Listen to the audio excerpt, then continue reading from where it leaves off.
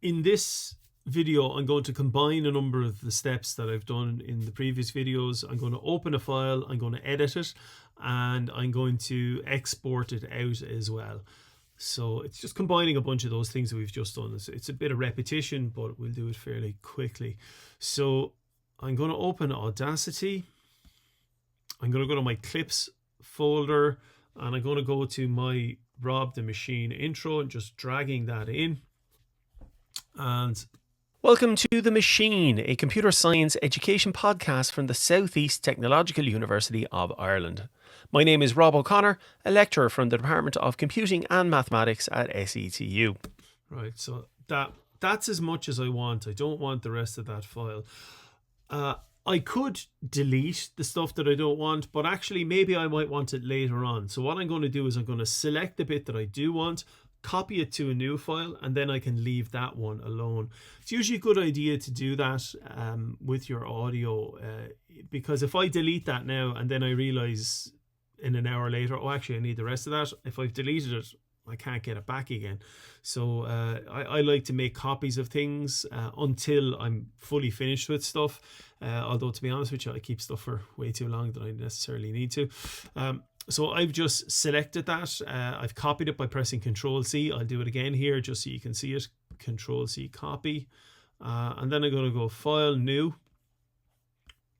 And I'm just going to go Edit, Paste. That's going to paste that in and selected audio only. There I have it. Welcome to the machine. Welcome to the machine. Sounds like there was a bit of a glitch there. Welcome to the machine, a computer science. So there's my audio that I'm happy with. And now what I'm going to do is I'm going to save this as a project. Save project as. The first one was called Interaction. I'll call this one Rob. Okay, and then what I'm going to do is I'm going to export the audio.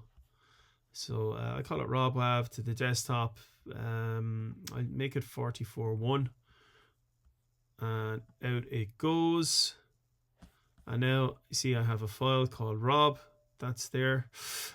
If I wanted that, I'm exporting as WAV. If I wanted to export as an MP3, I could do that as well. Export audio. And if I select, MP3, I'll just go with the preset, whatever that one is there. And if I press export, I should put it out. So like if I look at this one, which is the WAV, I see the properties of that. It's 1 megabyte. I mean, it's only about 10 seconds of audio. It's not very much. 12 seconds. So that's just a little over 1 megabyte. If I look at the MP3, I can see that it's 176 kilobytes. So it's less than a fifth of the size of the WAV. Obviously 170 kilobytes and 1 meg, it's not a big deal on a modern computer. The only issue is that when your files start getting very, very large or long audio, I mean, this is 12 seconds of audio. Say the first clip that we opened with Interaction, that was 45 minutes. So that would be much, much, much larger than 170 kilobytes or something like that. That's why we compress things as well. Also, it's easier for downloading on the internet. Ultimately, all podcasts will end up being MP3s.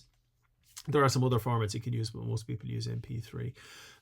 So yeah, so we've saved that. We now have a Rob MP3 and a Rob WAV, and we've combined a bunch of those steps there.